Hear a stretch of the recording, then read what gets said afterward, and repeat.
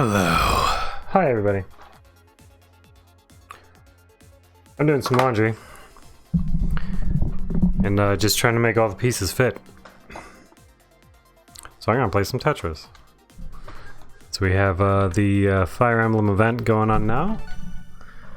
And what the heck? Let's just play some Tetris, because Tetris is good.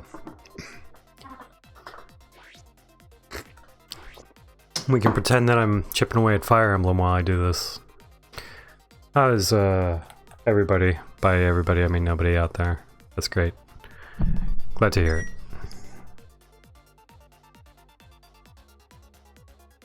Oh.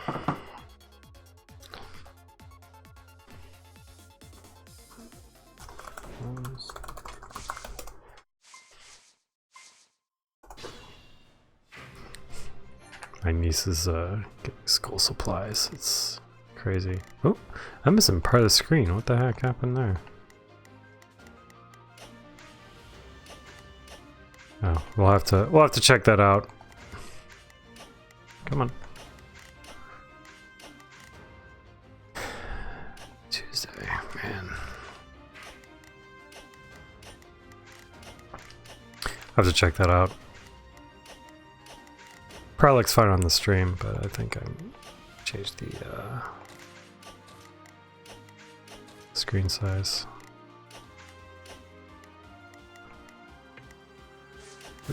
Not what I wanted to do.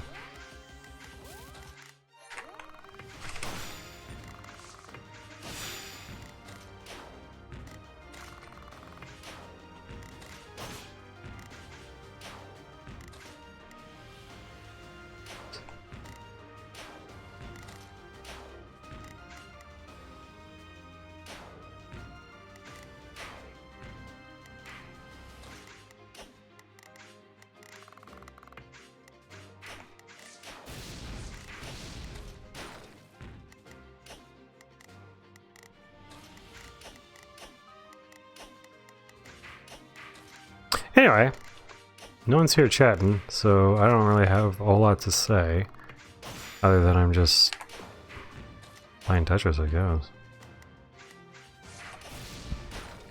I have no KOs yet. I'll have to work on that.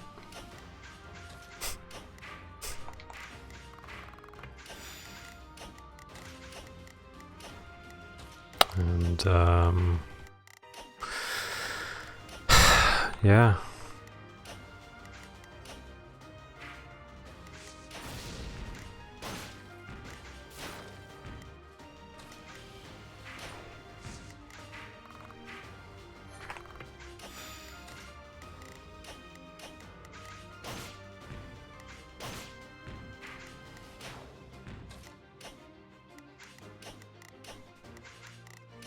Yeah.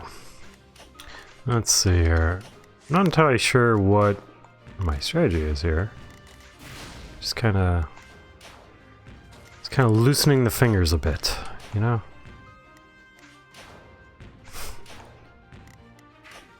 Some of us in the music and or sports world, we would call that a warm-up. I don't know if any folks out there are well versed in the world of moving around, but you know, that's a whole joke.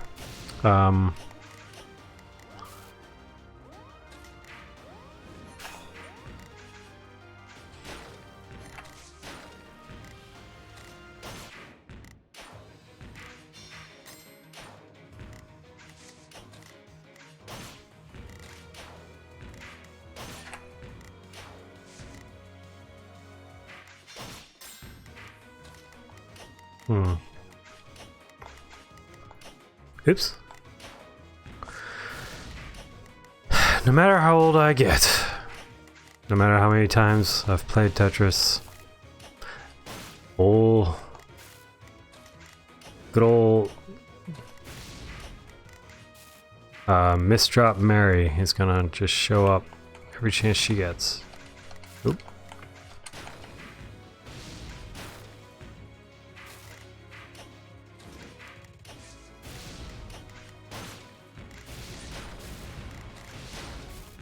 And that's fine. You had nothing against Mary. Uh-oh.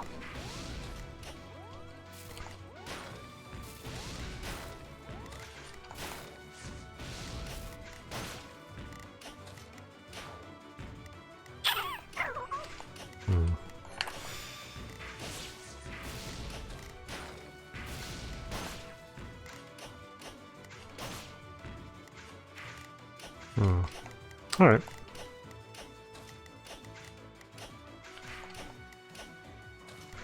So I wonder, are they going to do like a Link's Awakening skin?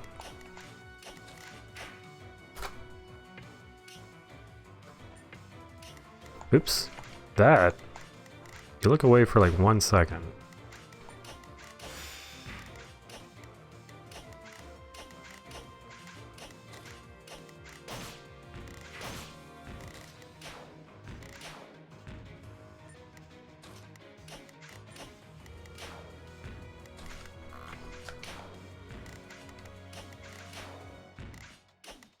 I mean, that's the name of the game. Tetris translates from the original Latin to you look away for 1 second.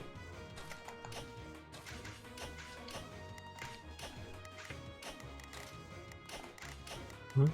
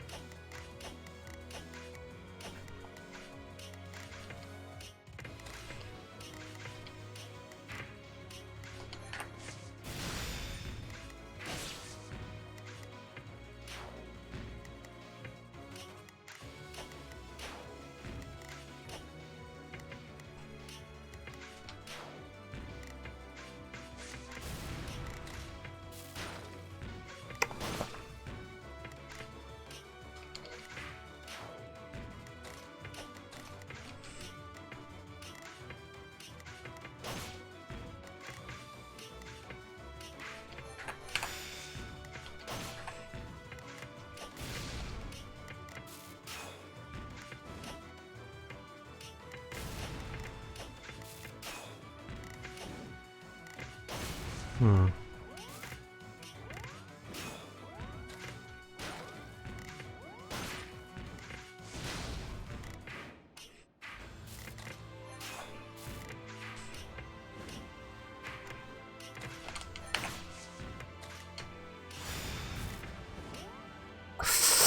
Jesus. What the heck was that?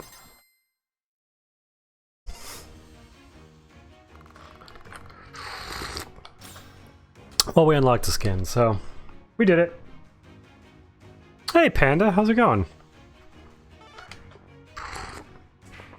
What's new? How you been? Still doing all that merc work for them pandas? Demand is high nowadays. Oh, that was a stretch. Stretch of a joke and stretch of a literal body movement. I'm alright. Thank you. I'm alright. Glad you're good. Glad you're well. What's new? Playing any good games? Doing any fun stuff?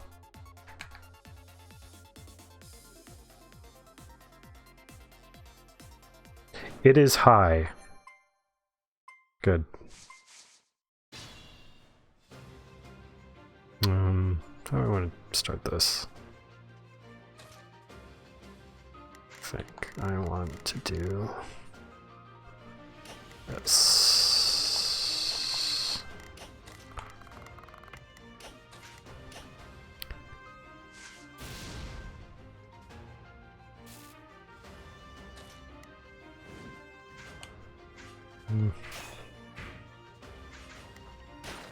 It's not what I want to do at all. Okay. Your starting soon thing is up. Oh, let me fix that. Forgot about that. Thank you. I mean, technically these were all practice rounds. Replaying Final Fantasy VII before the new Borderlands drops. Far out. Which version of Final Fantasy VII are you playing?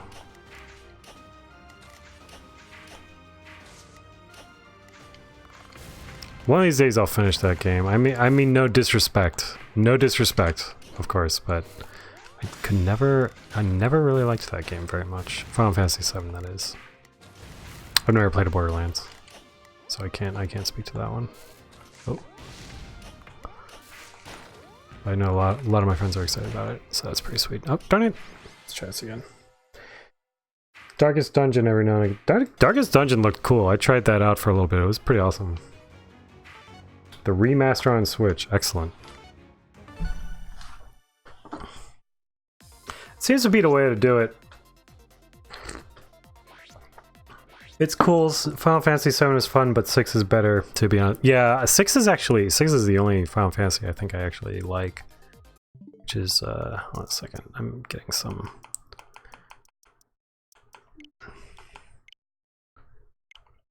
There we go. Getting some overscan issues.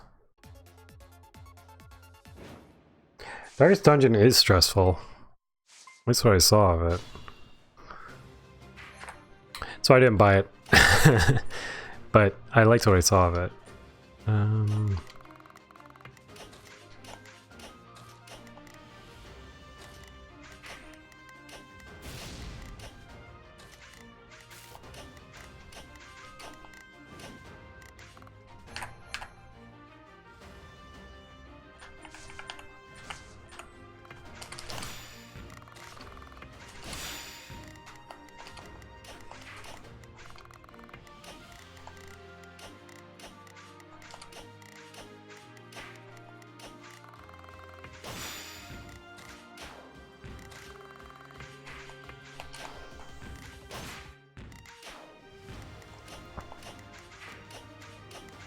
I've been playing a lot of Fire Emblem lately, which is great. It's an outstanding game. It's my favorite Fire Emblem so far. I'm not particularly great at strategy games, but the changes that they made in this one are just really, really smart. So I'm digging it.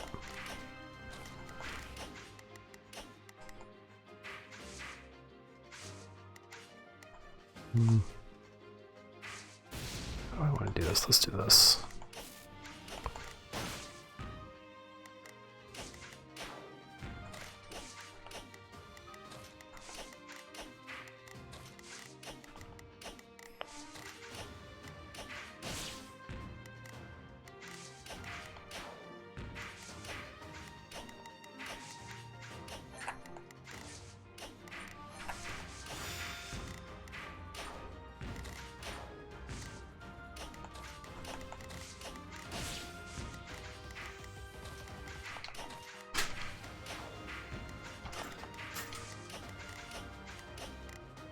Alright, so let's see here.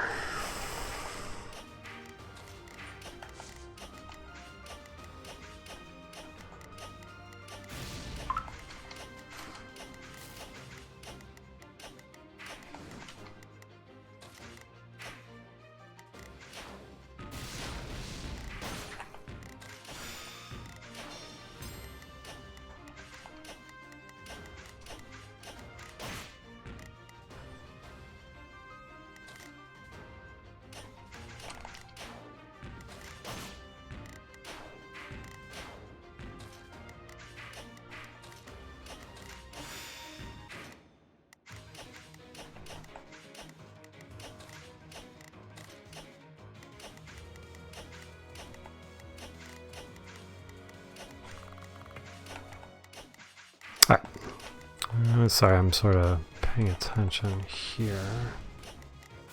What's this?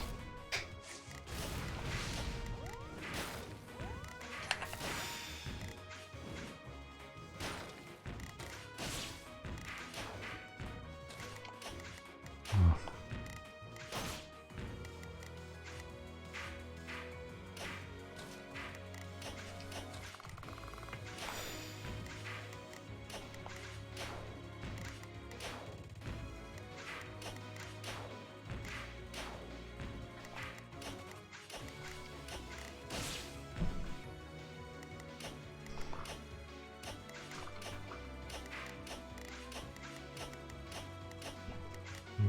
I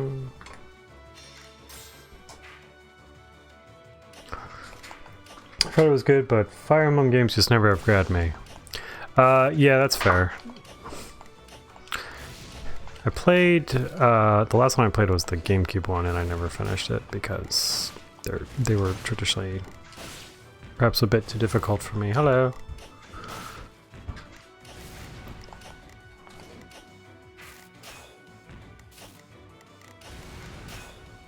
But this one's great because it has like the changes that they made to the game itself. Like there's the rewind mechanic, which is fantastic because it makes it less frustrating. It also shows you where enemies are, which units enemies are attacking, which is also absolutely completely huge. Like it just feels a lot less kind of cheap, I guess, than older Fire Emblems.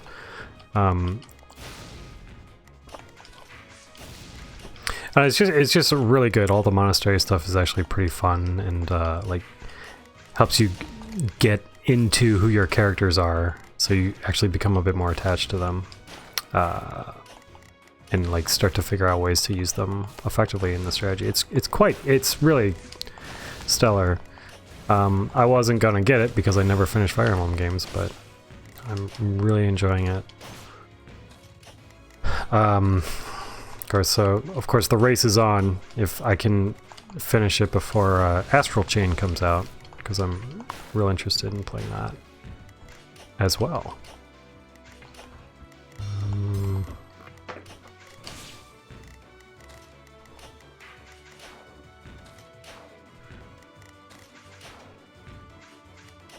Actually, I should have just said, nah, this is Fire Emblem. You're watching me play Fire Emblem. See all the characters.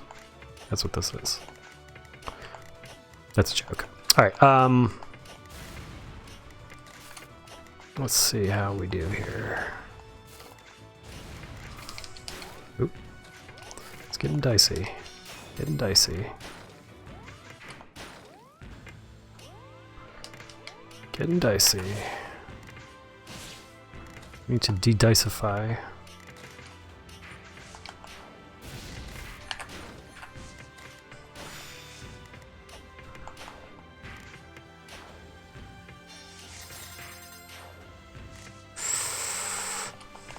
Get in there. Thank you. Oh no! What did I do? Oh. Happens.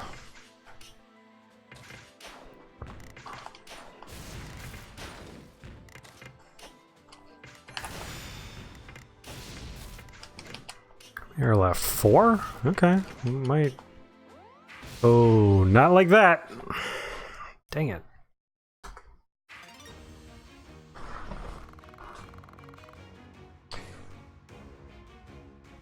Panda says, yeah, I like the stories of the games, but just, I don't know, can't stay into the battle system. Bahahahaha. Thank you. No, that's reasonable. And like, that's the thing, the new one is still Fire Emblem. Like, if you are interested in trying the new one, this is the one to play. I mean, I think this is my favorite one by far. But if you're not, then you're not. Ain't nothing wrong with that. It's still Fire Emblem.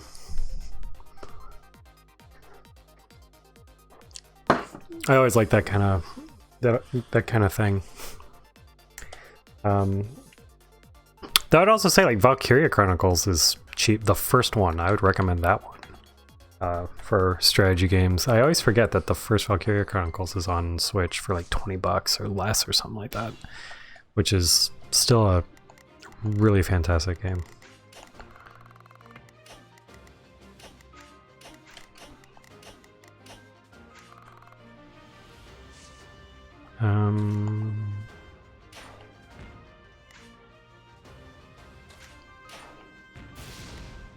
Yeah, that'll work. Let's get this guy.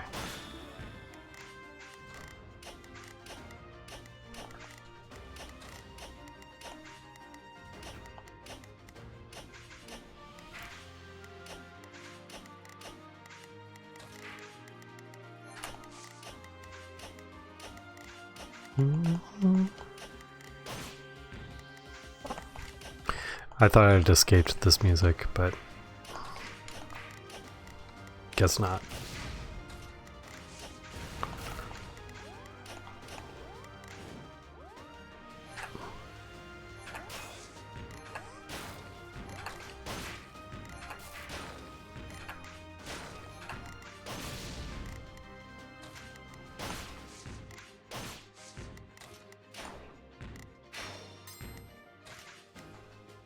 Okay, not bad.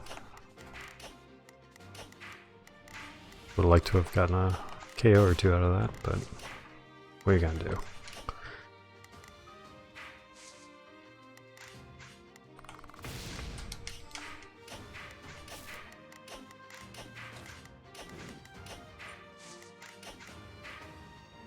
Similar issue with Final Fantasy 12 on paper. It's for me, but playing them couldn't stay in. Valkyria, yeah, totally.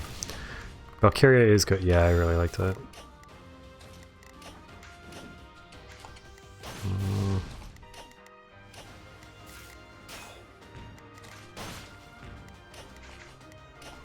My favorite, I mean, I think my favorite strategy game is actually Into the Breach. What a fantastic reinvention of the genre.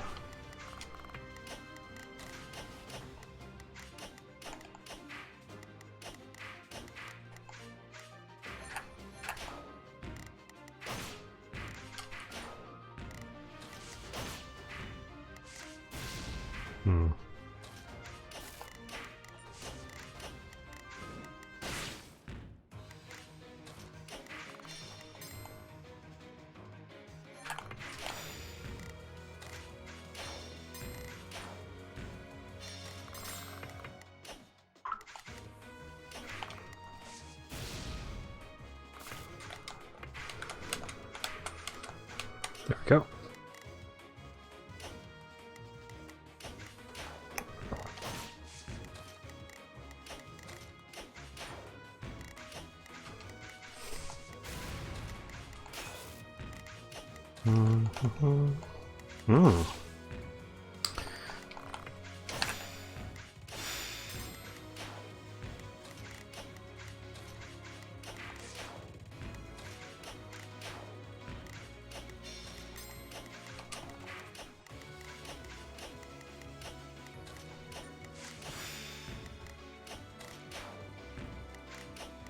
I like Tetris.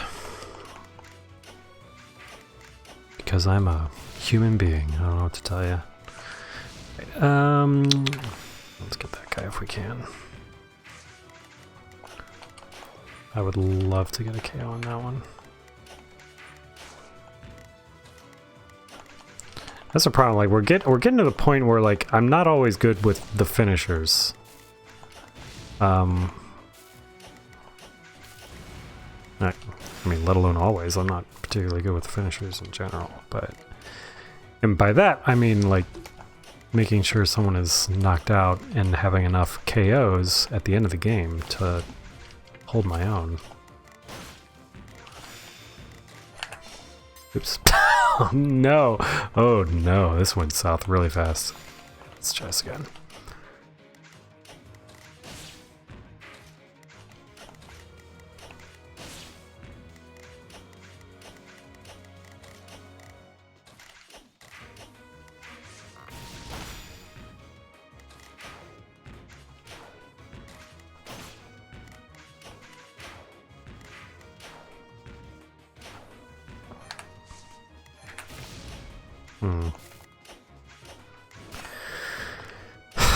What is the best way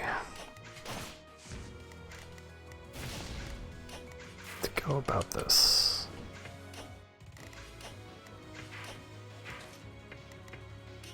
Not that. Definitely not that. Oh, this is terrible. What am I doing? Have I ever played a game before in my life? Let's see if we can save this.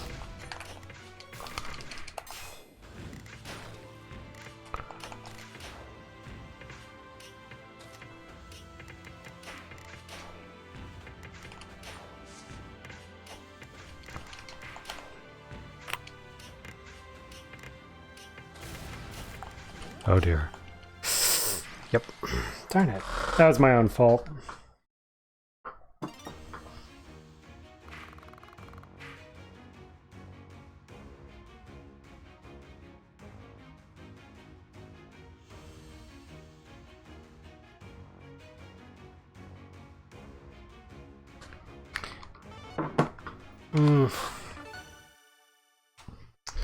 My own fault. Close. Yeah, it's pretty close. I'm trying to maintain a over 10% win rate. That's satisfying for me. I have 51 wins. I don't have... So I'm doing alright. I have 51 wins. I don't have 50... Or I'm sorry, I don't have 500 matches yet. Or I'm close to that, but...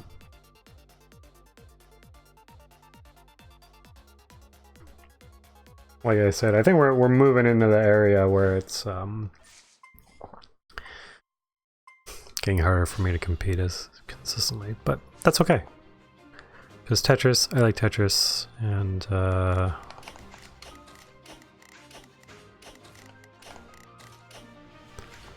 how do we want to do this?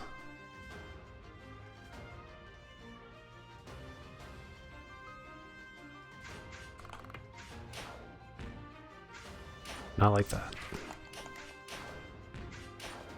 That's something I'm still working on, is the all clear opening.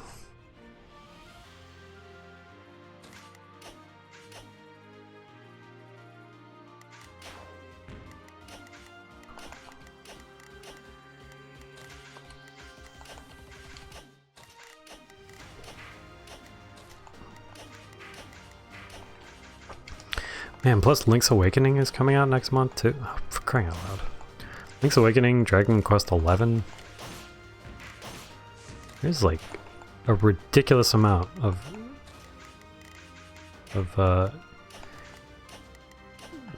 TV games coming out that I don't know if I'm gonna be able to keep up. Oh, wow! Certainly not gonna be able to keep up if I play games like this. All right, let's work our way. Oop, let's work our way out. There we go.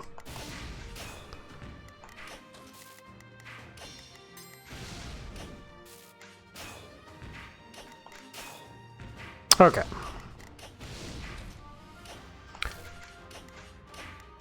I think I developed like a bad habit of not building enough horizontally. I don't know.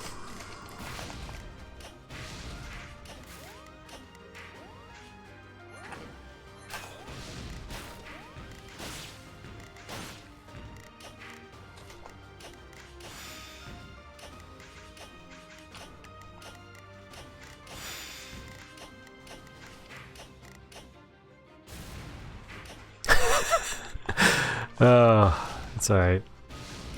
We like to have fun here. Oh dear. Okay, let's see how we can get out of this one. Put myself into a bit of a pickle.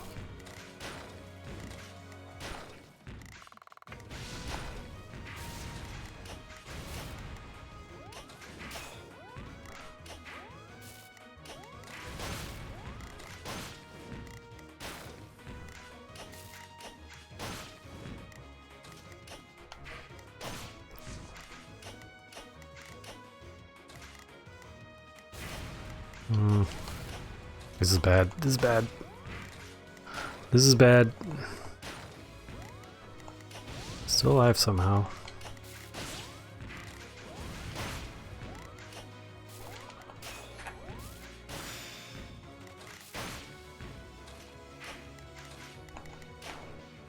Okay.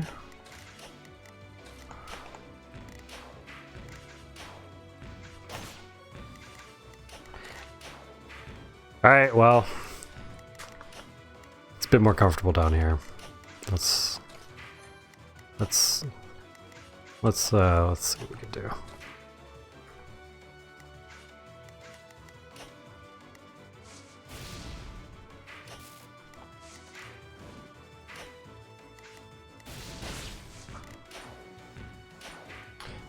Is it really going to have a dungeon maker with it for Link's Awakening? Asked Panda. To me, it didn't look like it was particularly in depth. What it looked like to me was that it was just like rooms that you've encountered in dungeons. You could just sort of slot them in the tiles and then make a dungeon, but not like Mario Maker style high quality dungeon, like, or not like dungeon from scratch, more like a here's pieces of dungeons, we'll just slide them together. I don't know, that part didn't really particularly interest me that much, because it's like, who cares about that? But, I mean, I love Link's Awakening, though. It's like one of my favorite Zelda games ever. And so, oop, that was not me paying attention.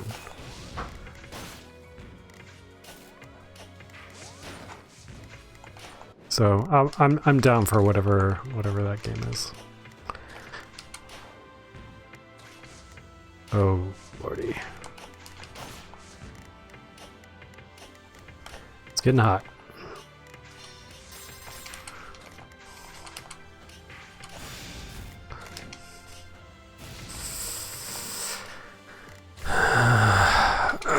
Get over there. Thank you. Yeah, I'm not gonna make it. Nope. Prefabs. Yeah, it's like it's like each room in a dungeon is like a certain size, and then you can just, if you've played the dungeon, then you unlock those rooms. This is my understanding of it. I could be way wrong. And then you can just take rooms and plop them down onto a grid to make a new dungeon layout. Again, that's kind of cool, but that seems kind of worthless. Because like, what's the point if you're just gonna take rooms and rearrange them?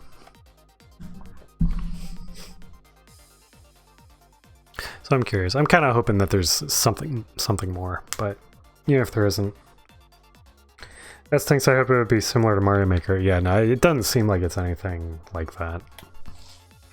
I could see a Zelda Maker like somewhere down the road, but that would be exponentially much more difficult to produce, I would think, than a Mario Maker. What am I doing? Alright, let's just play some Tetris.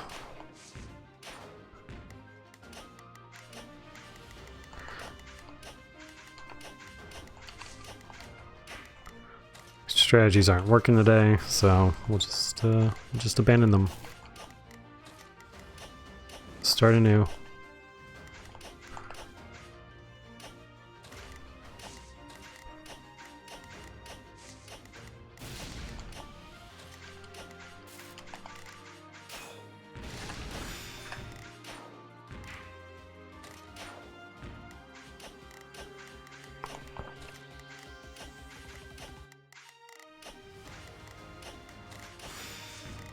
Yeah, I had forgotten about that dungeon thing that they were talking about.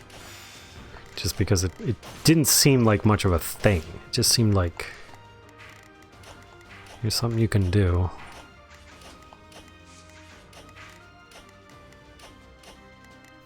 So we'll see. I don't know.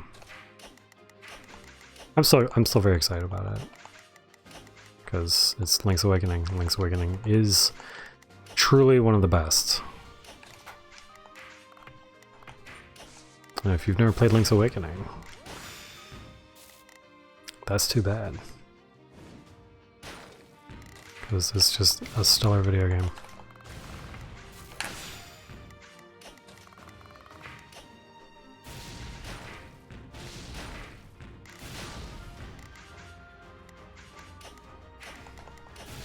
Oops. And I'm just misdropping like it's like it's in style. And about to go out of it.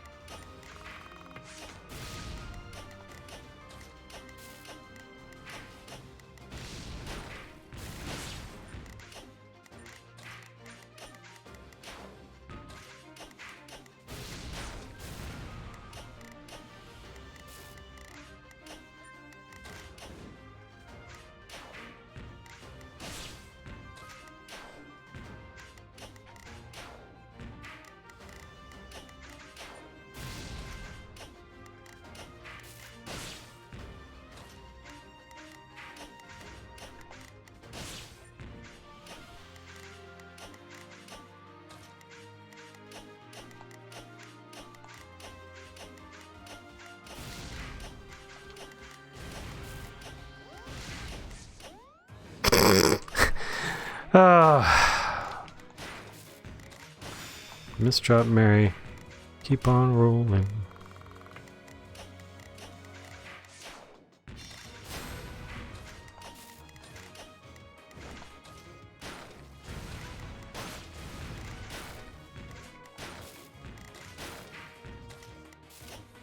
Let's go on chat. Just tacked on. Oh yeah, one second. Yeah, it feels worthless. I'm going to make ridiculous dungeons for my friends. I hate me playing it. I'd like full control. Just tacked it on me too. Such a good game that's overlooked. Yeah, is Link's Awakening overlooked? I don't know. Maybe it's just the crews that I run with, but I feel like. I mean, I hope it's not. But because I don't know. Just the folks that I run with is like, yeah, Link's Awakening is completely rules. Okay. You know what doesn't rule is whatever the heck I'm doing. What is this? Is this Tetris? Is that what I'm doing? Get up there.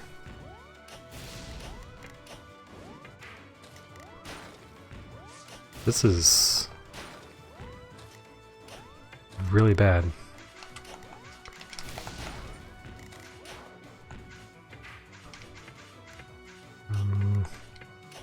Okay, let's try this.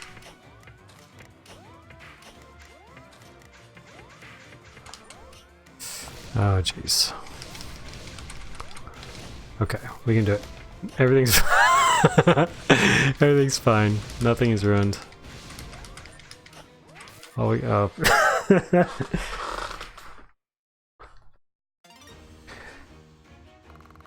I think so, says Panda, regarding Link's Awakening. Most people I'm around only talk about the console versions versus handhelds. May also be an age thing. Yeah, it's true. May indeed. I mean, I think that'd be a lot of things. Like a lot of folks. A lot of folks' first Zelda was either Ocarina or something later, even. Oh wait, you know what? Hold on a second. I'll be right back. I'm doing laundry. That's why I'm playing Tetris now. So I will be right back. Oh, I need to readjust this window here. Fix the whole overscan issue. Where are ya? Sorry about this. Come on. There we go.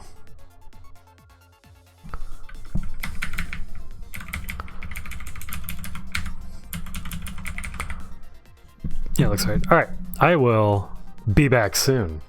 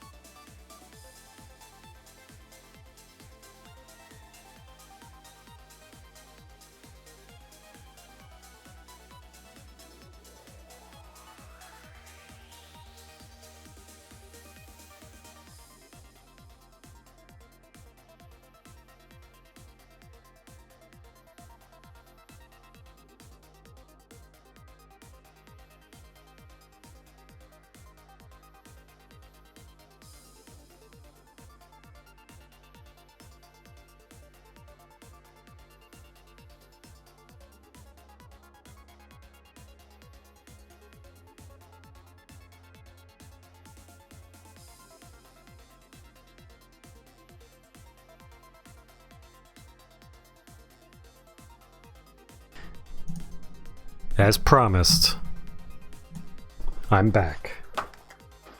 Alright. I remember getting links when it came out and being so excited. Oh yeah, totally. I remember the ad with the rap song creeping through with an overhead view because a man's gotta do what a man's gotta do. Link's Awakening, the design, like, if anything, like, it's a testament to how good the original game was, that it seems that they're just pretty much doing a tile-for-tile remake of that game. Like, you know, just up the quality of life improvements, make it so you don't have to switch weapons as much, and, like, you basically got a game that's just as good now as it ever was. So that is neato.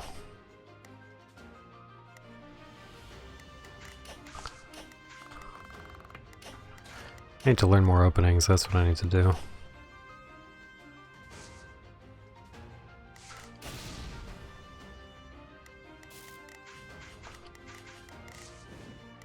That is absolutely what I need to do.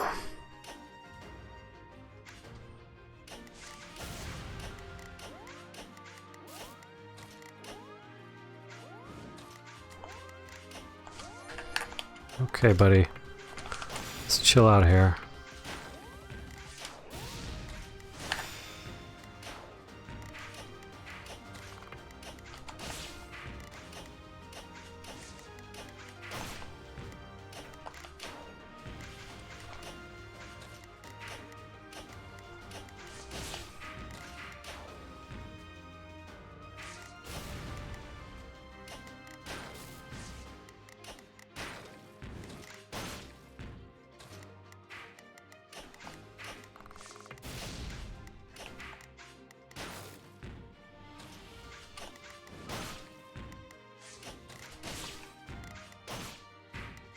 All right.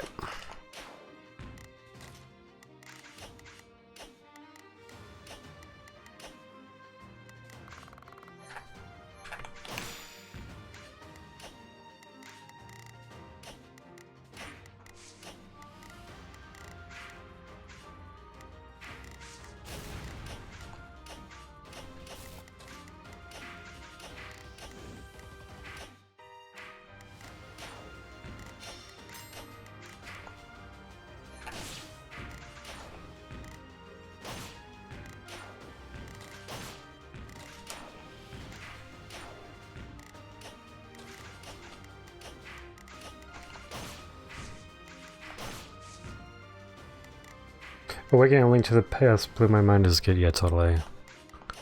I am with you.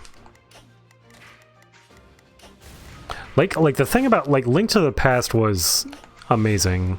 I mean, it's, you know, it's nearly perfect. You know, it's so good. But like, I think Link's Awakening at the time may have impressed me even more, just because of like, it's like, how did they put this? How did they basically take Link to the Past and put it in this tiny thing? How did they do that? Like, the illusion was, like, so strong.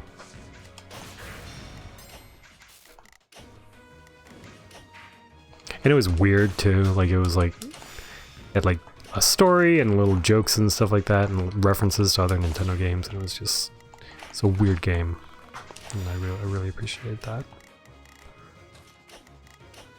I'm glad they're remaking it. And it makes sense on their big, huge portable system that they got to put that game out again. And it's a good compromise too, because like Breath of the Wild, you know, like was so drastically different in terms of structure. And then I wondered like if they would actually make a game in the old way again. I mean, I figured they would eventually, but I wasn't sure if they would do it soon or what, but that's a good way to sort of do that, is to revisit an older one and remake it. Oh man, I'm on KOs here.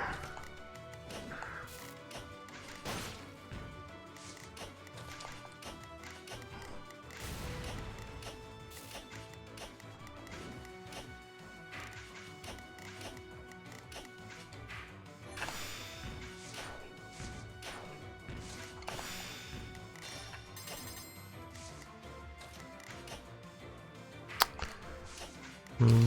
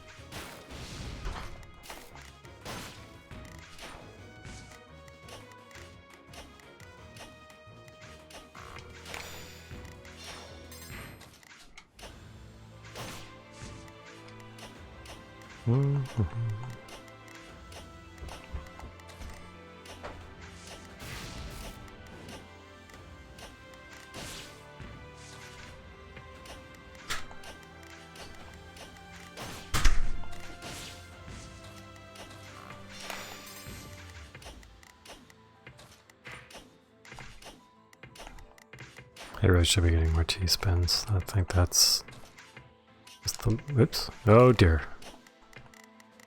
Right, that's the moral of the story here.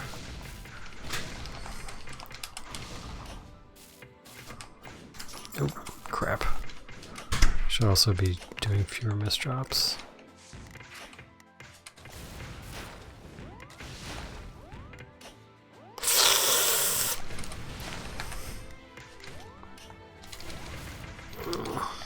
Dang it. Yeah, you're right. I expected the game to be short, but it wasn't. Yeah, like Link's Awakening... I mean, it's shorter by today's standards, but it's just very dense. I mean, it really leaned into the puzzly aspect of it. Just because it's like they couldn't do as much action. It's because it was a Game Boy. It's like, it's basically running on half of a microwave's turntable, you know?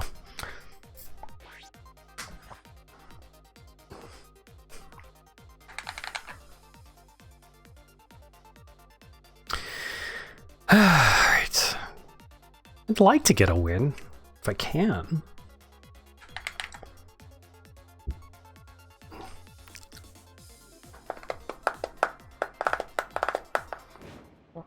I mean, my friends and I, we all have our own individual lists of Zelda faves. So, and they're not necessarily what most people would say are the typical ones. But Link's Awakening, I always had always top 5 somewhere in there. Like, gosh.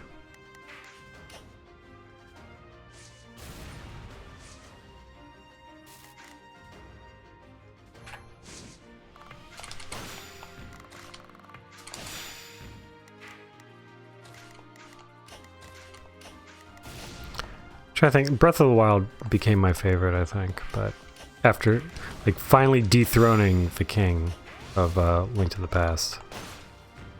But I think I had Link to the Past. How did I have that? I'll have to look it up. I wrote it down somewhere. Darn it.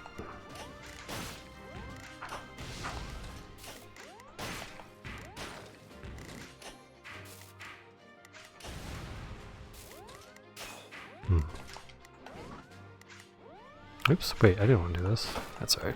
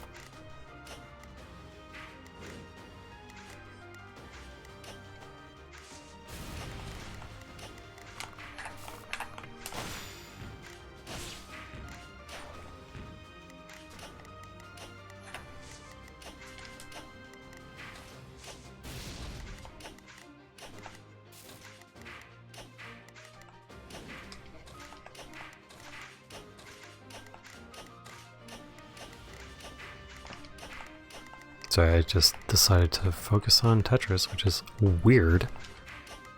Like, who does that?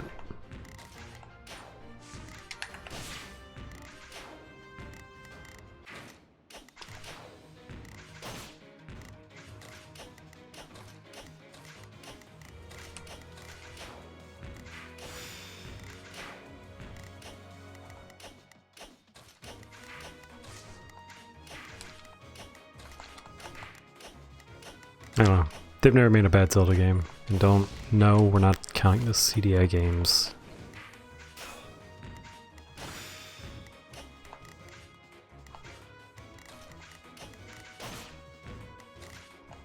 Don't need to go down that route, but yeah, all the Zelda games are good. Great even. And that is what's up with that.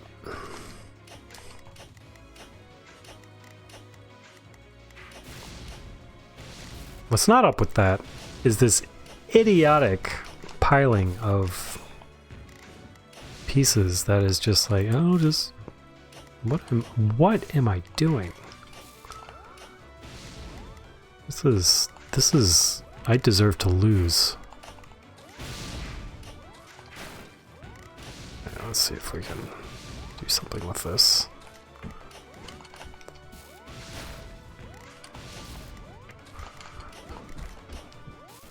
Nope. That was stupid.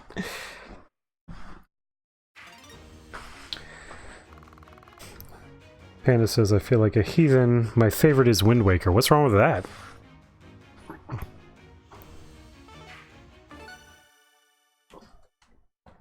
Wind Waker is phenomenal.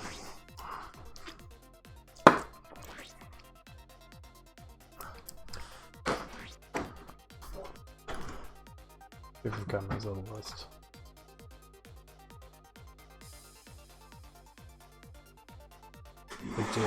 I do. All right, I'll read my list. Do you want me to read it from? It's 16 games, so it's all the mainline single player Zelda games. Do you want me to read it from 16 to 1 or 1 to 16?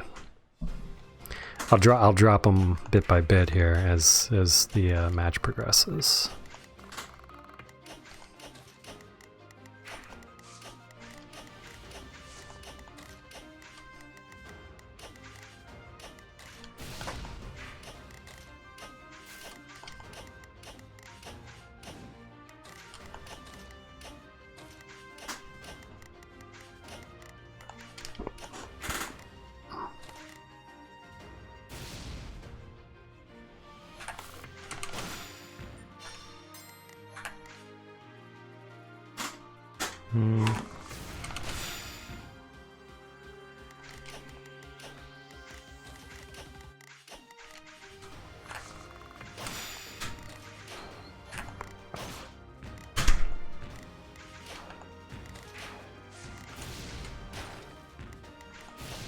Oh no, I had it.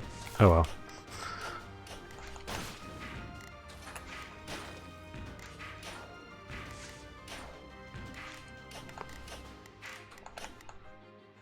$16 to 1. All right, we'll start with number 16, Phantom Hourglass.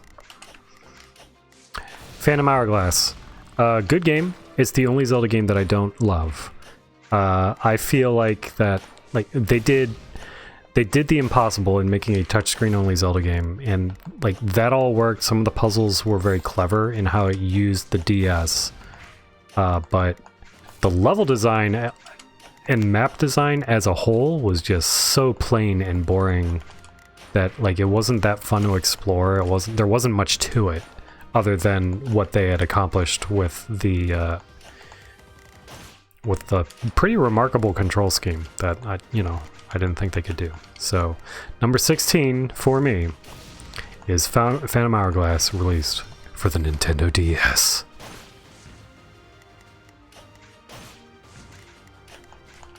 Let me know when you want me to hit you with the next one.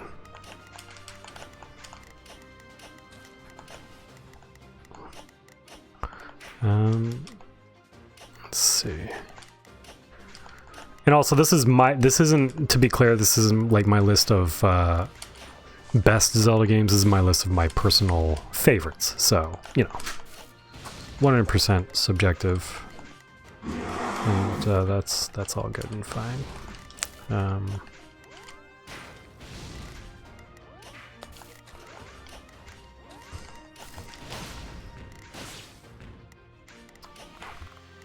Alright, what am I doing here? What? You know, my misdrops, I gotta say, are pretty funny. Ooh.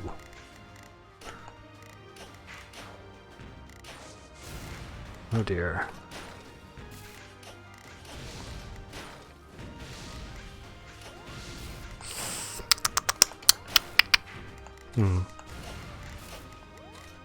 Okay, we're okay. No, we're good, we're good. Just gotta like what am I doing? Have I ever played Tetris before? Or any video game for that matter? I don't know. There we go.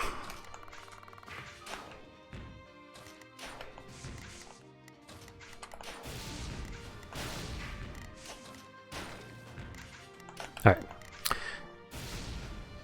Let's hit you up with number 15, which is an excellent game, but not quite substantial enough for it to be higher on my own personal list, which is The Legend of Zelda Minish Cap. Excellent game, good looking game, pretty good dungeon design. But overall, it feels just a little bit, it doesn't feel like I'd rather play Link's Awakening if I were to play a portable game. There's I don't know, I can't quite put my finger on it, and there's something that's like not super memorable about Minish Cap. I know some people really, really love it, and deservedly so. It's a great game. But for me, it never was like top tier. But you know, really great game though.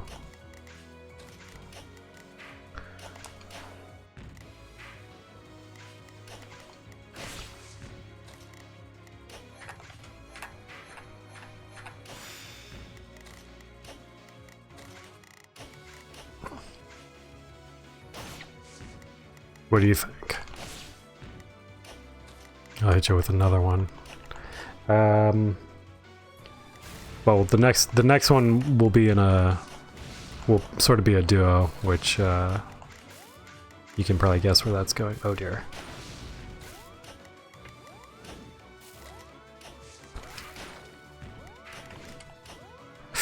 Crap. Not doing so hot today. 14 and 13, Oracle of Ages and Oracle of Seasons, respectively. Both also really excellent games. Not as memorable as some of the other ones, but like the Capcom ones they're all super great. Like they are really great games, and it's also amazing that like Capcom made Zelda games that were all as good as they were. And it's not a slight on these games. These are both really great games. Like they have like the whole like password system is really cool. How they connect between the two of them, and it was like, man, we got 2 new Zelda games on one day. That's crazy. Ages is more puzzly.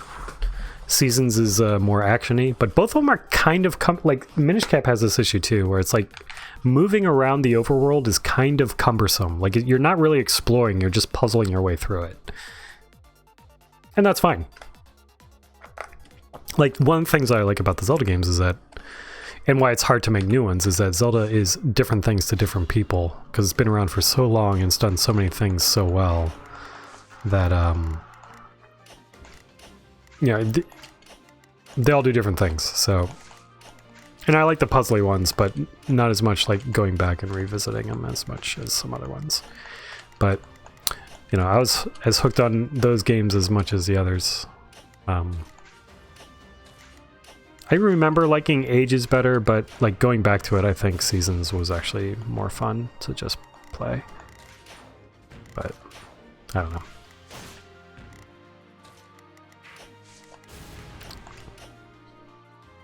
Pretty sure Capcom and Square worked together for a while on the Final Fantasy and Breath of the Wild games. No, that is not true.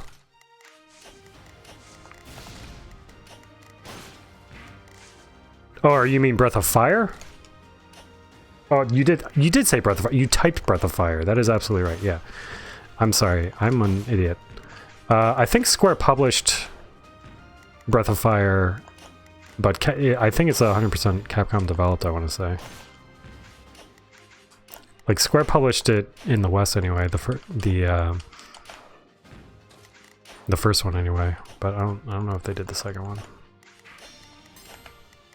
Yeah, sorry, you typed correctly, I read incorrectly.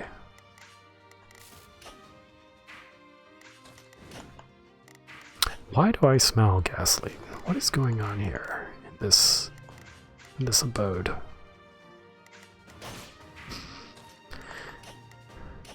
Something is burning. I should probably check that out. I'm gonna check that out. Hold on a second. I'll be right back.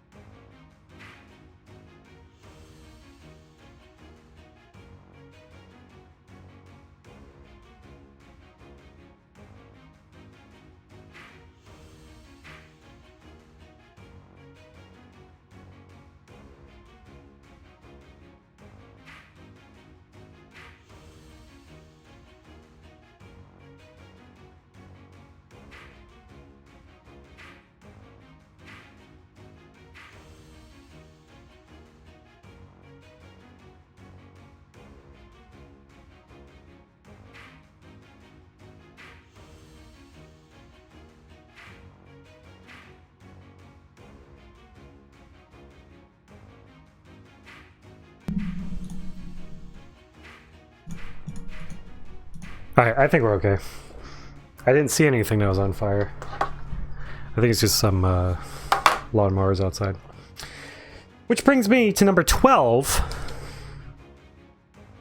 Which is this is an overlooked game. I feel like this game is really excellent. It has some really good dungeon design, good art style, and a clever use of Princess Zelda herself.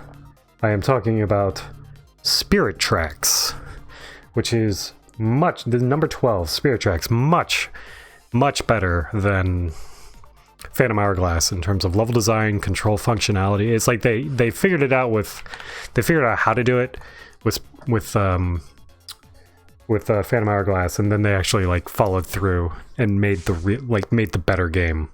And a lot of people just like badmouth STEEtris for some reason. It's got an amazing soundtrack. It's got great level design. I don't understand the hate for that game at all, especially people who say that they love Phantom Hourglass. I don't get it, because I feel like STEEtris is like is just better examples of level design, and I don't know, but hey, that's how it goes.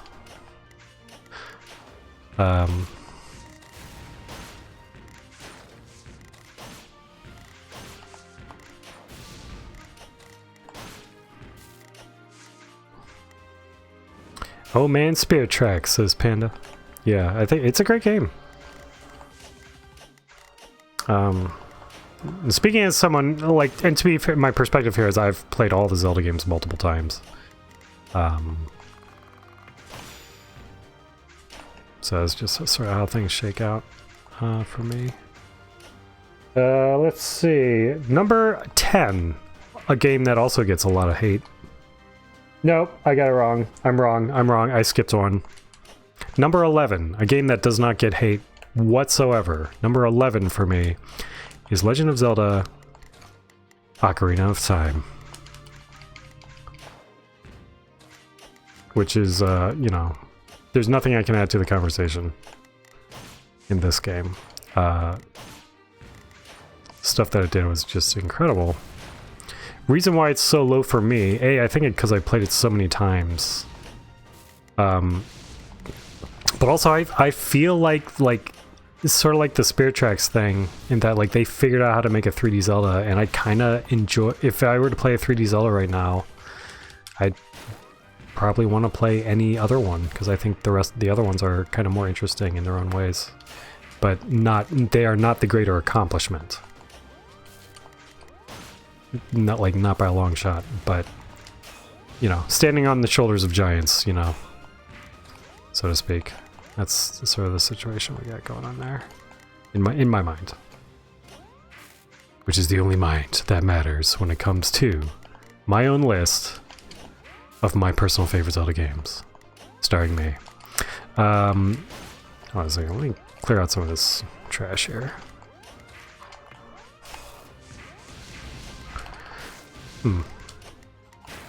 This is a bad scene. I'm doing a real bad job of playing Tetris today.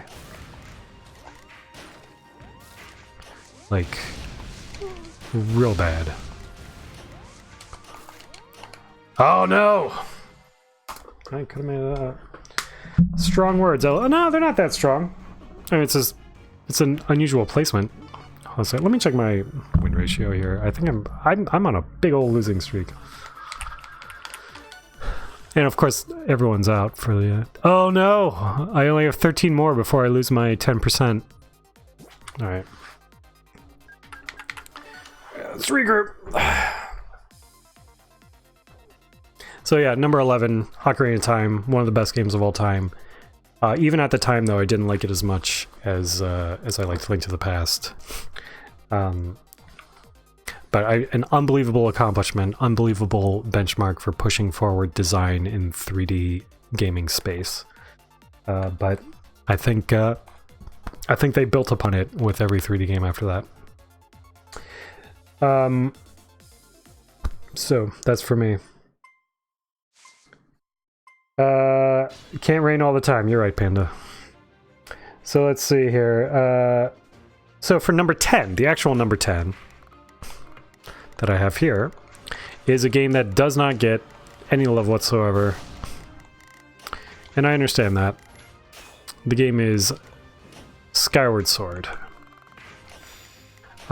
Which is a game... I think it's some of Zelda's level design at its absolute best. The dungeon design in Skyward Sword is fantastic. The world design, not so much. It's like walking around it. It's so puzzly. I feel like that they did miss the mark, because they wanted to make a game where like you sort of like they said they wanted to harken back. They wanted to change the structure. They wanted to harken back to like the first one in terms of how you were mastering an area. You know, because you went through it so many times. But I feel like that they didn't quite understand what that meant or how that came about, and so like it's sort of it's not completely successful, I don't think, in its vision, but the combat is quite good. I do think that the motion control stuff was interesting and fun, and it was a really good. It was more interesting to me than, say, like the touchscreen controls of Phantom Hourglass. But also the dungeon design, like especially in the middle third of the game, when you can just go to any of the 3 dungeons in there in any order that you want, the dungeon design is just absolutely stellar. Like the Ancient Cistern is a heck of a level. There's that level with like it's on a boat and it's swaying back and forth, and it's like you're going from the past to the future and stuff like that. It's just really, really clever stuff that oops, God bless America. That in a lot of ways I feel like they have yet to match in terms of just pure design.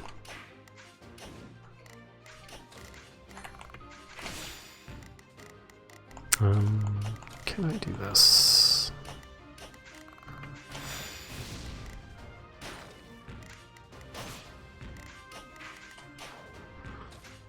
But like I said, that game gets a lot of hate. I get it, but I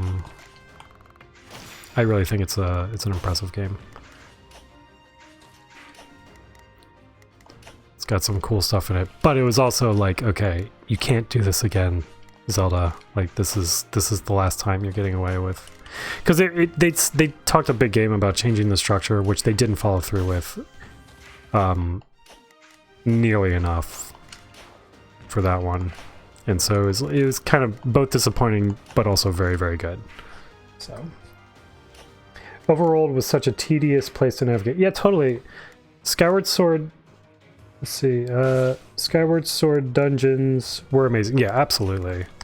Like in terms of just pure level design, Skyward Sword is so good. And that was the thing, it was like the overworld was supposed to be, like for something where you're flying, it felt more restrictive than something like the incredible overworld of Wind Waker, which we'll get to Wind Waker in a bit, but not for quite a bit, because next on the list, also another game that doesn't get as much love as it deserves, but a game that I absolutely adore. You know it, you love it, and if you don't love it, you should love it, because that is Zelda 2. Zelda 2, one of the tightest action games ever made, certainly one of the tightest action games Nintendo has ever made.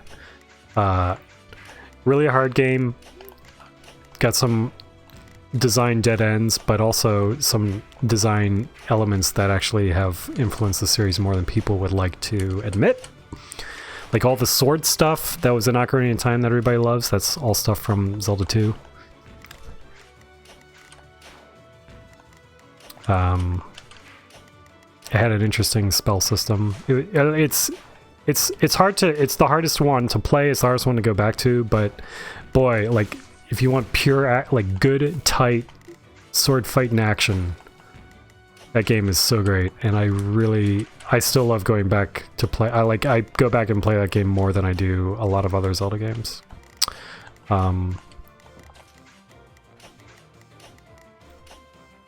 It's just such a cool game. And it was all, you know, like it came from. I'm also fairly nostalgic for that time when like they were really, when like big franchises were much more willing to be risky, where like they didn't really know what a sequel to their game was going to be. So I mean, that's, I don't know. I can always have more to say on Zelda 2, but Zelda 2, wonderful game, love it. If you don't love it, I feel sorry for you, because I guess you had to be there.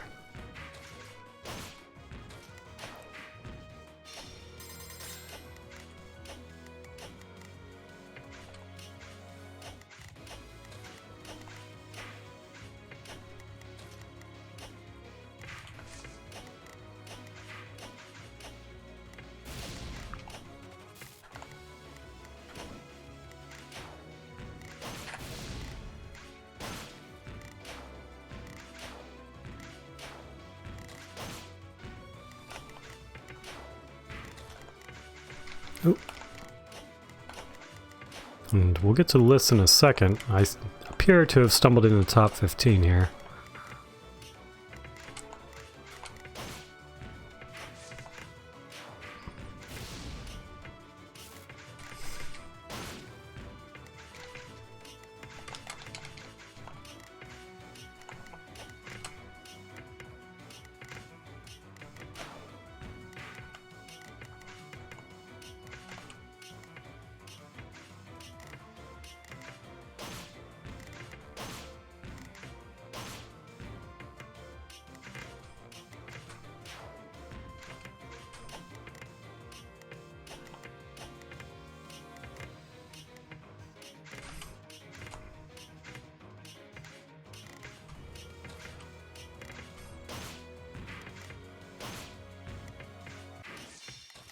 Oopsies.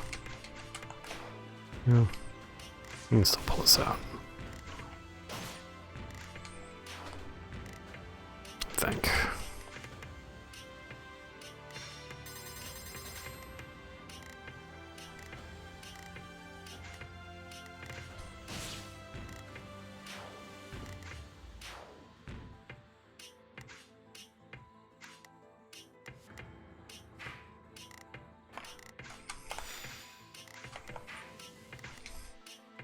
Not sure how that counts as T-spin, but I'll take it.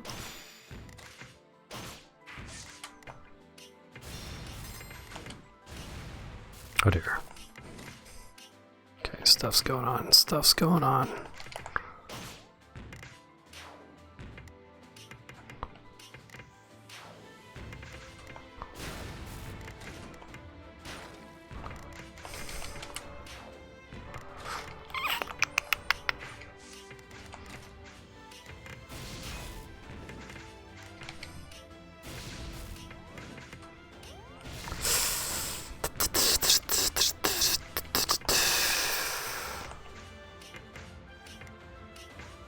Is super risky.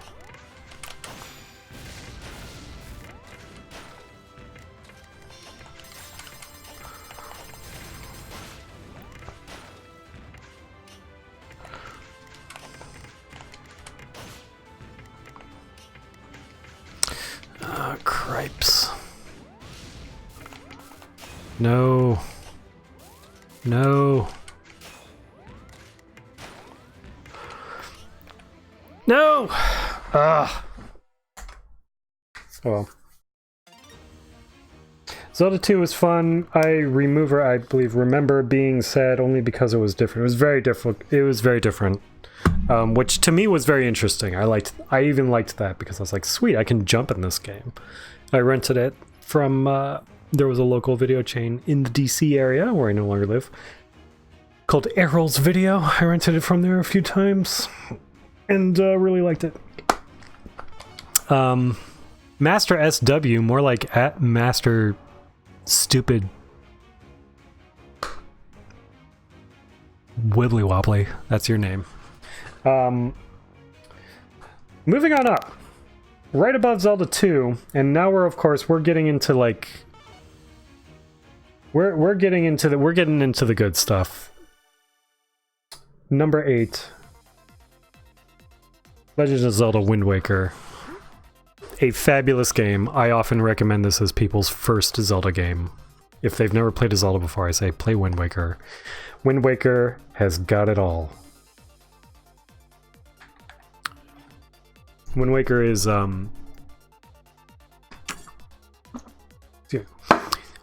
Waker is the best looking Zelda game, if not one of the best looking video games ever made. Has a great soundtrack. It's got good action. It's a little bit easy, but that's okay. Who cares? But the thing about Wind Waker is that, boy, like, whether they meant to or not, it's like, you know, to make a world that felt bigger, like, you know, they, without having to actually like render a lot of land, they just sort of, you know, made an ocean. And that, like, I love being this feeling of being a little kid out in the ocean with nothing but like a weird talking magical boat that's a king and a little telescope, and you can just see off in the distance. You just see this like little island off in the distance, and then like there's the cliche. So you see that mountain, you can go there. Well, Wind Waker did that before all these other games. And you just sail over to it, you step right off onto that island, and it's seamless, and like and you don't know what you're gonna find there. Sometimes you'll find nothing. Sometimes you'll just find like there's always something, but sometimes, you know, it'll be like some money, or it's like, hey, it's a piece of heart, or like, oh, weird, I got like a little mask that'll let me see things. Sense of exploration was the strongest since Zelda 1, and the strongest until Breath of the Wild came screaming out of the gate. Good dungeon design, not my favorite dungeons in the Zelda game. I think that's the big thing that holds it back for me. And of course, it was notoriously the game was notoriously rushed, but the game itself, like that, the ideas that are in that game are really really expressed beautifully. So Wind Waker, amazing game. And yeah, really amazing game. And I believe, Panda, this is your favorite, you said earlier, so let's see what you've got to say.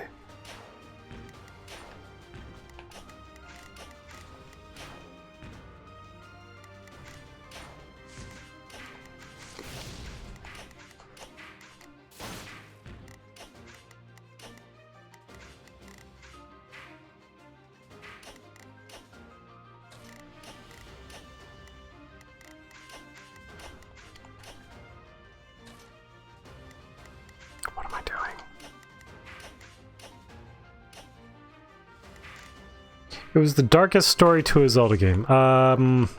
Second darkest.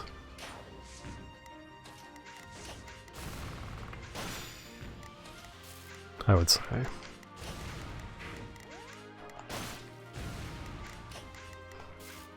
Though it was strikingly dark, considering, of course, its art style. Which I can't believe that art's like. I mean, I remember, of course, you know, we've talked. Everyone's talked about the art style and Wind Waker and how it's like, you know, whatever. But it just checked a lot of good boxes that you mentioned. Most of those are important for me, at least. Absolutely. Like, if that's what you're looking for, that game's got it all. And like I said, there's also like. I feel like if you played Wind Waker, you can play any Zelda game after that. It's like, okay, if you like the puzzle stuff, you can go in this direction. Like, you can go toward like Link's Awakening or even Skyward Sword or something like that. If you like the exploration stuff, you can go to like Link to the Past, Zelda 1, Breath of the Wild. Like, you can go anywhere. It's like the perfect, and it still looks the best of all the Zelda games. So. It's just great, and just like the the towns felt like places. It was just super good. Like how storms looked. It's just the feeling of a little kid going on a big adventure. Captured better than any of the other games, including my number 7, Majora's Mask. Super interesting game. One of the it's a game that I love, and I rediscovered my love of it on the 3DS remake. But I remember when it came out, and I was just hooked on it. It was so good. And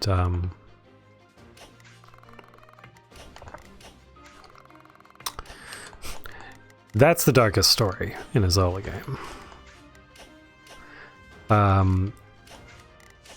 Certainly the darkest tone, but like the idea of like just this place that sees the moon coming down to crash into it and kind of has given up, and you've got to save. Like, it's like one of the only like existentially. It's an existential threat beyond what is typically in the Zelda games. Which adds to the tone of it, but like the actual like time mechanic is actually very clever. Like once you know what it is, and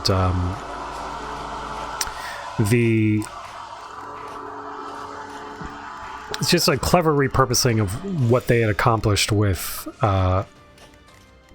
Ocarina of Time, kind of like Zelda 2. They made this groundbreaking, incredible game that solved a lot of problems, and then what they do after that was make a weird game that did all this new stuff that, like, you don't see a whole lot of it. Like that game Outer Wilds, which came out this year, which is absolutely phenomenal. They call itself like a mix between Majora's Mask and like 2001 or something. I forgot exactly what their pitch was, but not too many games have been able to capitalize on that concept like Majora's Mask has, while also still feeling and being a Zelda game.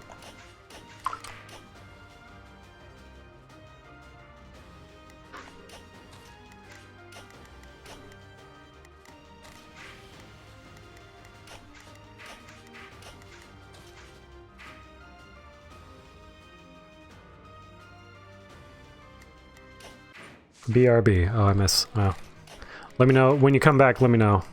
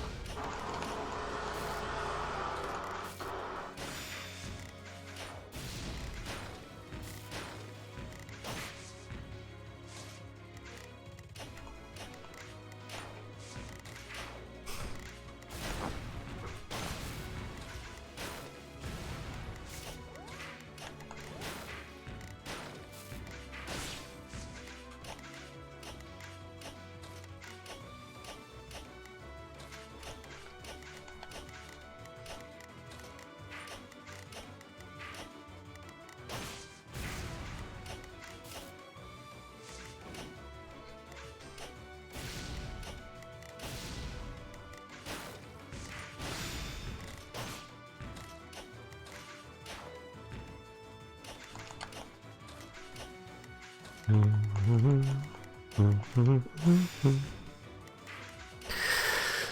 you're just joining us, this is not a great Tetris day for me, but that's okay, because, you know what? Anytime you're playing Tetris is a good time. It's just a fact of life.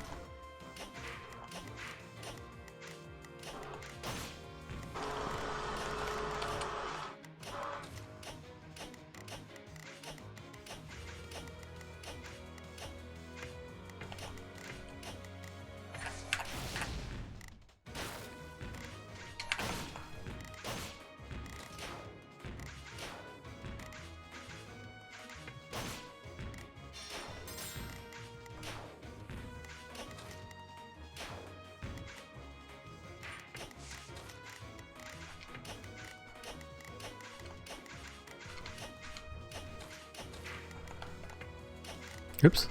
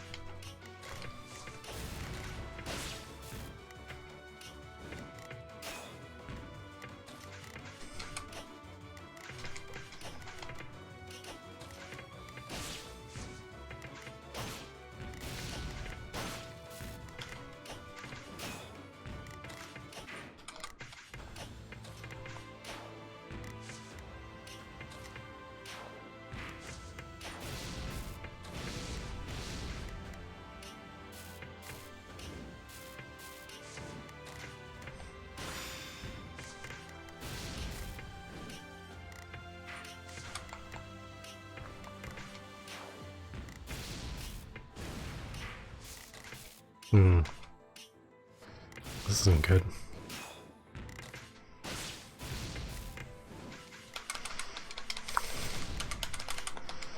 Crap. That was actually really bad. Can I? Oh. Okay. Dang it. Okay, nope, nope, hold on. Hold up.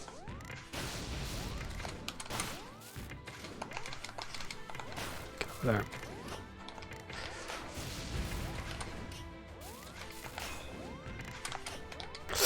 No, I should have done the other piece.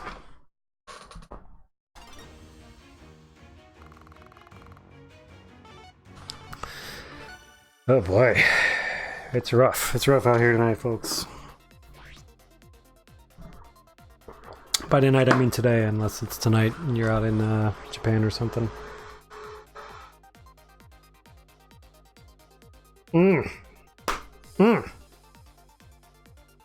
This is a brutal, brutal situation here.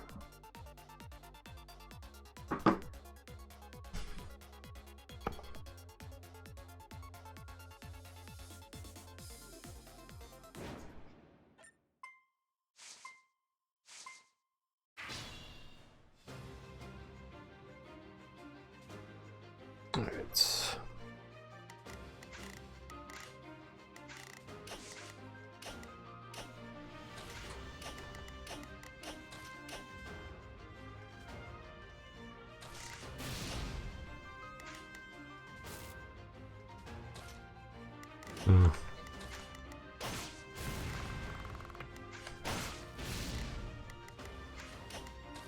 I'm just not. I should probably take a Tetris break at some point. But why would I?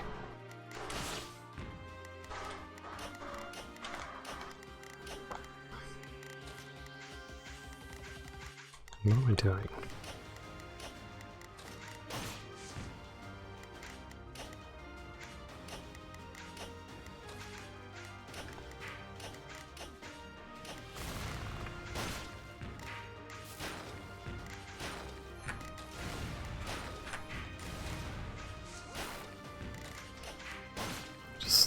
Just a gross Tetris matrix here. Just really nasty. Very uncouth.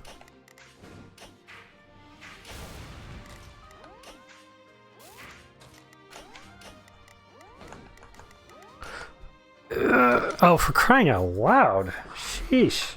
Alright, next one.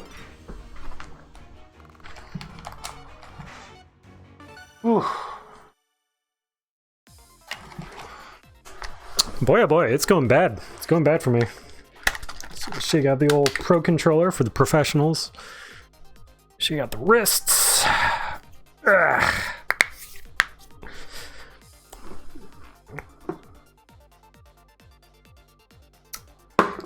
Take a sip of the water because I finished my coffee.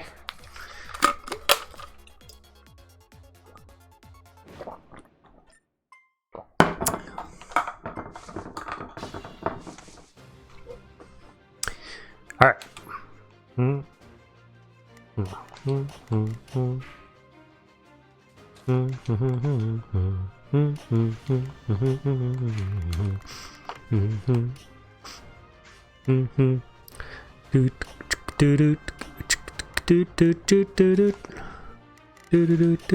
What am I? God.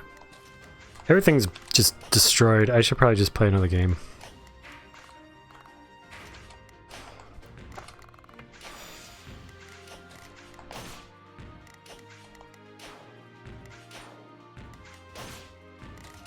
This is the worst.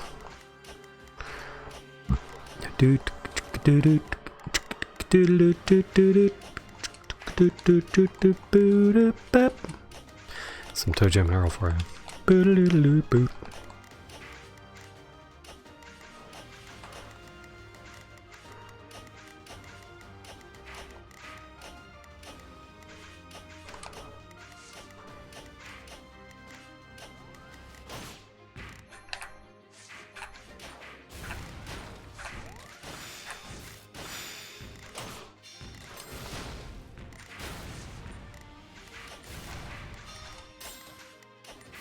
There we go.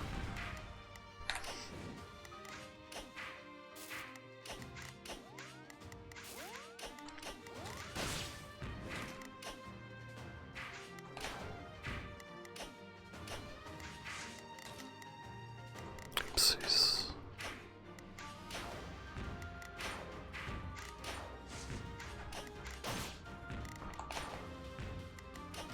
Do do do. Doodle-doo-doo-doo-doo.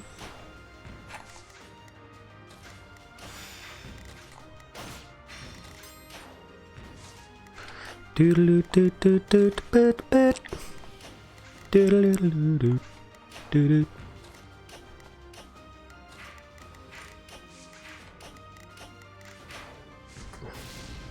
Oh, you're back, Panda. Great. Where did we leave off?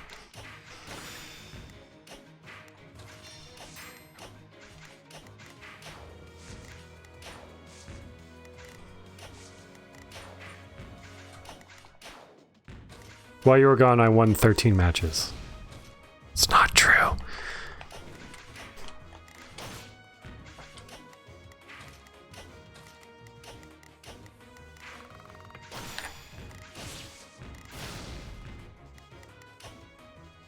Eight.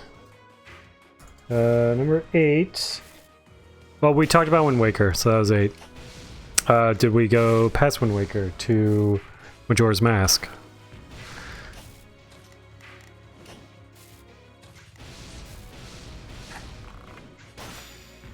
Which is number 7. Majora's Mask is number 7 for me.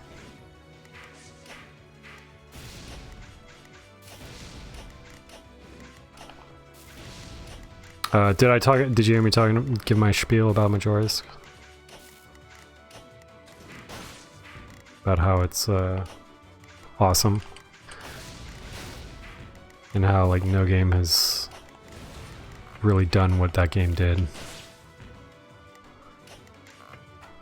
Or even like really attempted to the level that one did it. And as a bizarre follow-up. Okay, so we're on 6. Number 6. You know it, you love it. You want some more of it. It is The Legend of Zelda. The Legend of Zelda. The very first one. A masterpiece, holds up brilliantly today. man, it's just so good. Like even today, like still the sense of exploration. Like once you get it, you have it. It's hard to like get into it today if you didn't play it back in the day. But once you do, it's very like once you get a sense of the action and stuff like that, like it's just so well designed. And that was the open Zelda that like it would not be that open again for years. Years and years. And it's I don't know what else to say about it. I mean, it's just like a game that plays that smoothly, is that well designed, is kind of absolutely crazy considering that it didn't really have many there wasn't much precedent for that game. I mean, there's like adventure games and stuff like that, but none of them played quite like that one. Okay, what am I supposed to do here? Yeah, we got a bad situation.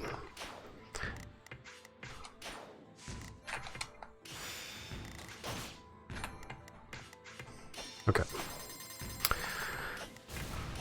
I don't know, what do you think? I'm talking a lot, but it's my channel, so...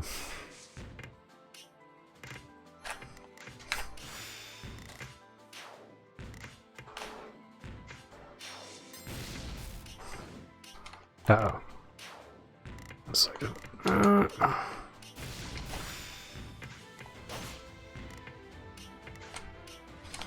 Hey, there we go. Finally.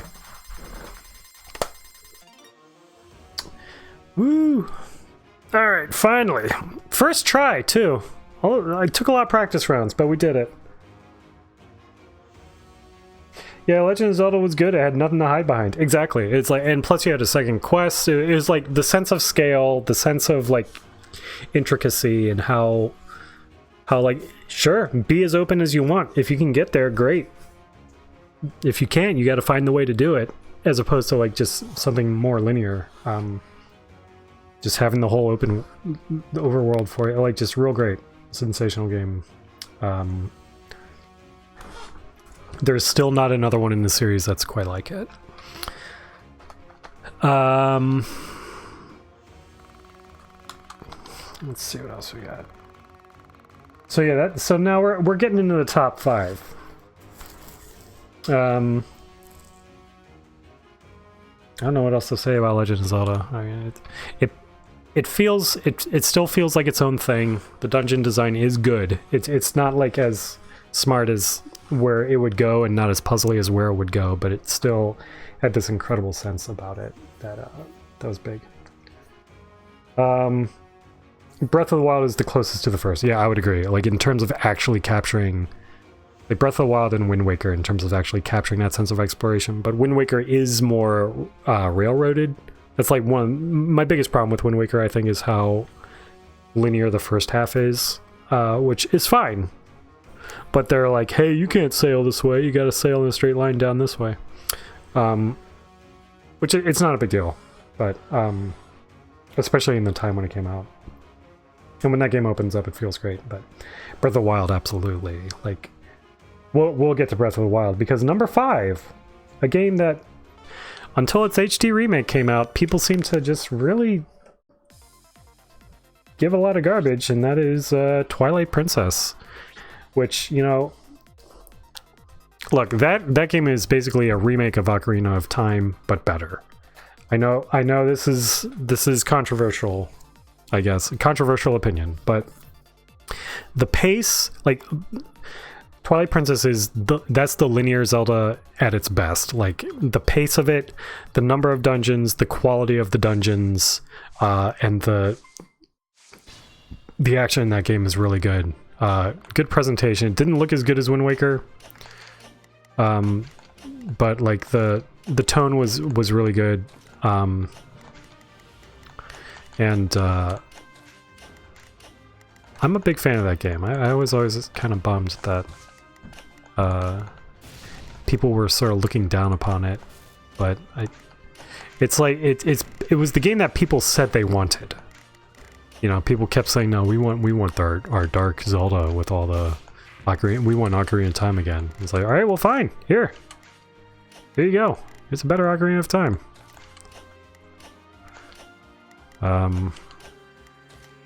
But I really think it stands on its own as a, with its outstanding level design. Like there's that ice mansion that people talk about, which is just real. Oh my god, what am I doing? Which is just a real cool, like no pun intended, really cool.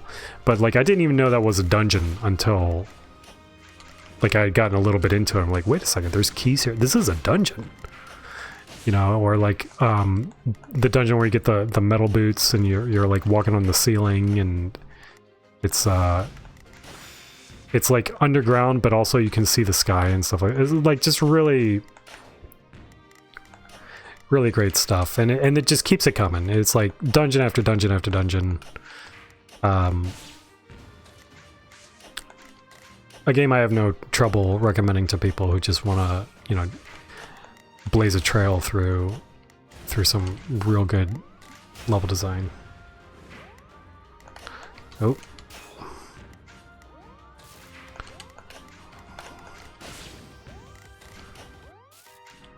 This is not how you play Tetris, folks. This is not it. But we're trying. Oh dear. I'm grunting for the sake of... There we go.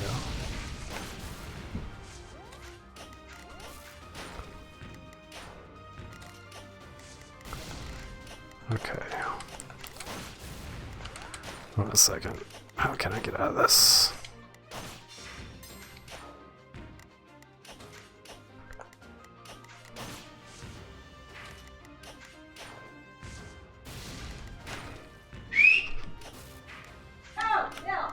Jesus. Scared the crap out of me.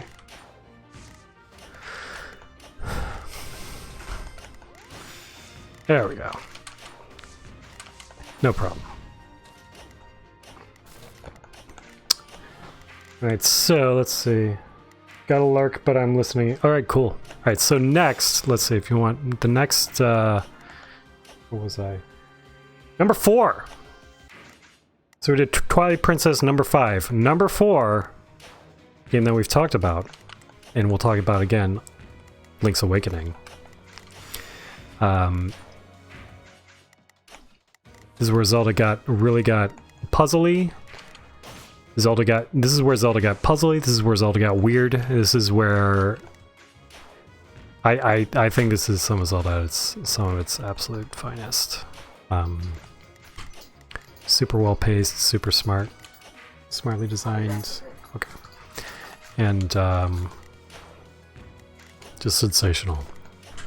I've replayed it many times, many more times than any other Zelda game. Well, maybe not, I don't know. But just unbelievable clever use of design in terms of like designing around the limitations of hardware. And something that's way more memorable than any of the other portable Zelda games, or most other Zelda games in general.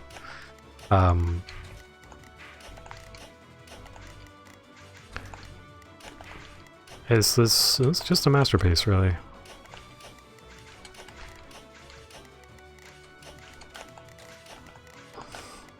Which takes me to number 3. And 2 and 3, they are linked, so to speak. But number 3, I have Link Between Worlds. Number 2, I have Link to the Past, which obviously leaves Breath of the Wild number 1. But let's talk about it. Link Between Worlds, one of the most exciting Zelda games to ever come out, and I'll tell you why. Because like, I didn't think they had it in them to make a Zelda game that, like, this is them dabbling into a more open structure, and like it, yeah, like they do it. They don't like fully commit, but they are dabbling, and it's enough to be exciting.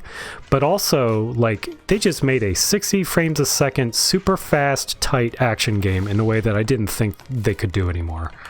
Like, they made a game that feels even better to play than Link to the Past. And, like, I honestly never thought I'd see a Zelda game like that. You know, just because of like, especially like since the portable games of late had been more in line with like the spirit tracks and all that stuff, which is not a tight action game. It's a good action game, but it's not what that game is. Oh dear.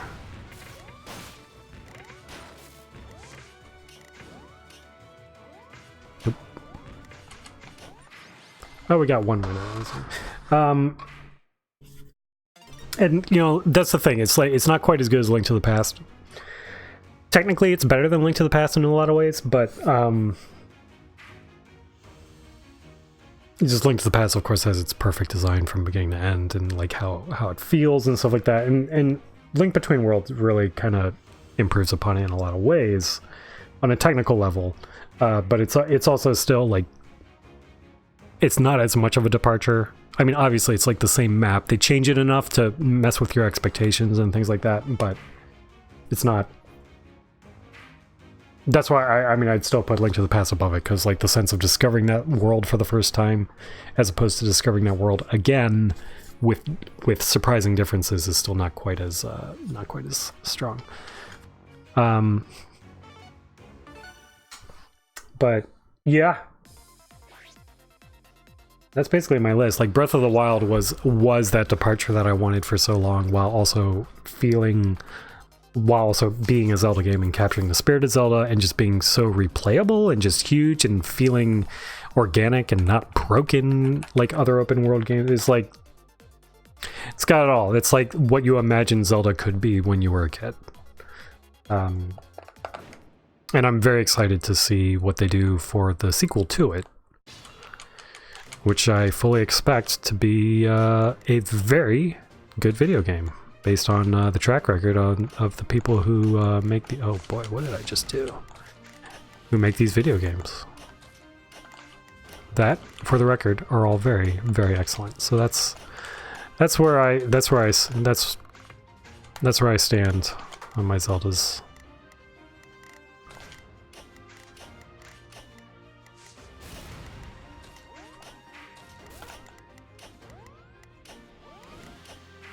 Oh. Turn it! Are you serious? 95th? What is this? PUBG or something? I don't think I missed any games. And again, those are just single player main light Zelda games. Played them all, love them all. Except for Phantom Hourglass. Which I do like. Just don't love it.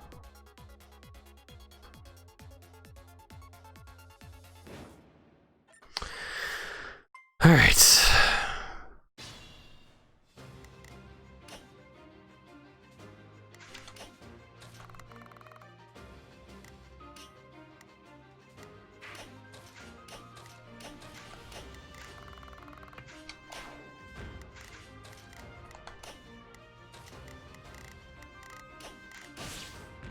Alright, I'm not even playing. Let's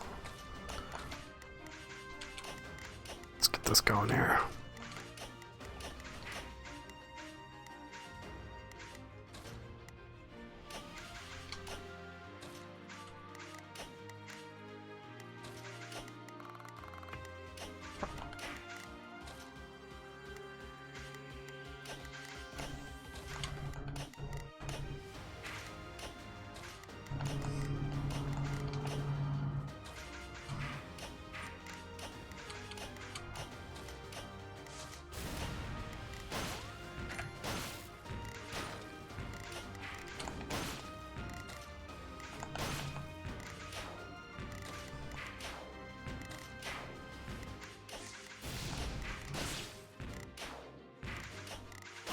Hey, look at that! I'll take that. I was not expecting an all clear, but you know, sometimes things happen. And you just gotta let them.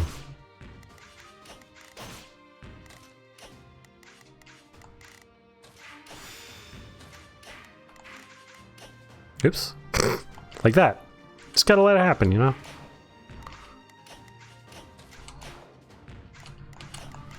what we call in the old Tetris business, stacking the plate.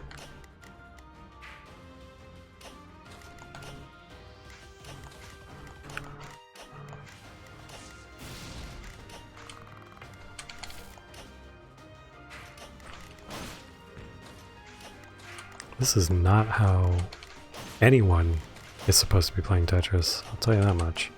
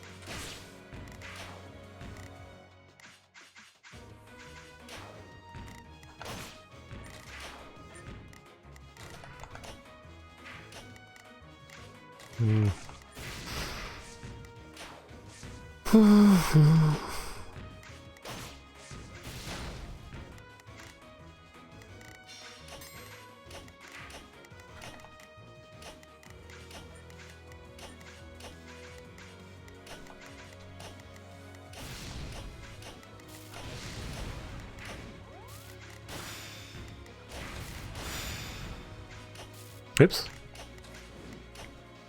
Misdrop Mary strikes again.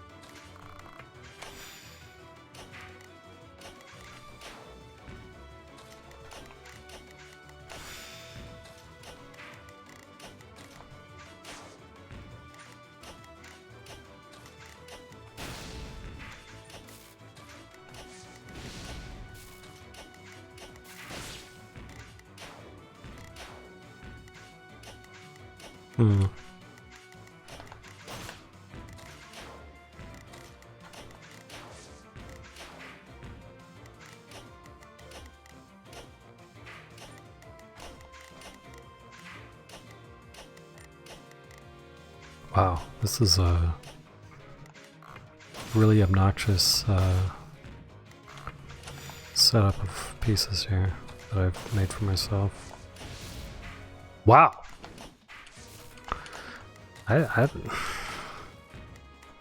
Hey, you know, we gotta win today, it's okay.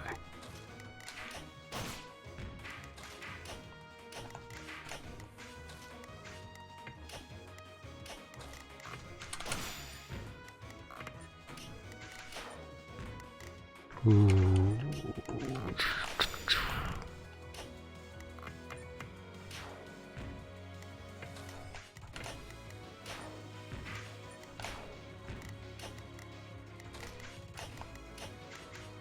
Ah! Darn it! Alright, get in there.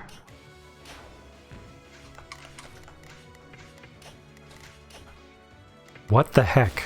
Have I ever seen anything with my eyes? What is wrong with me today? I don't even know. I don't even know what I even know.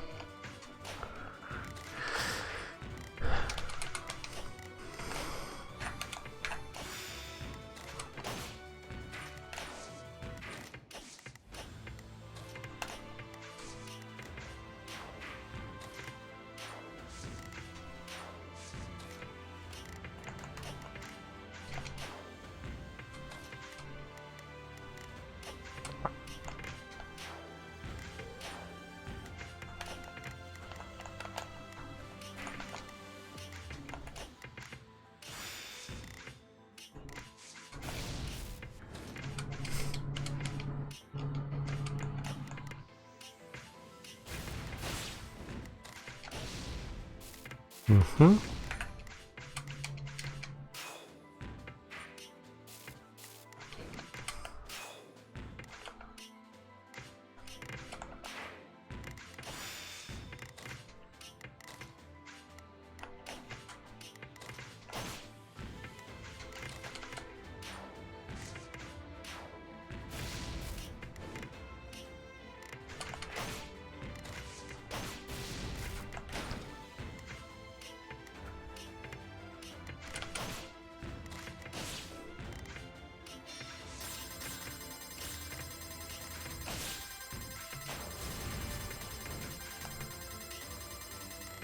Mm-hmm.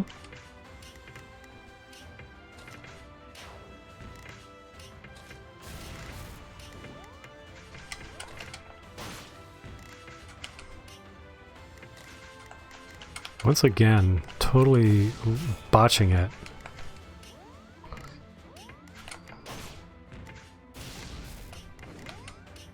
Nope, nope, nope. God, give me some pieces that are not red pieces. Oh my god, this sucks.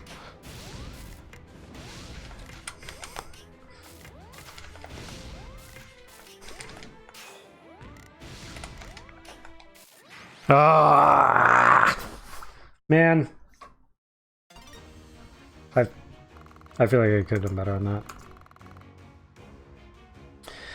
Oh well, that was a solid session.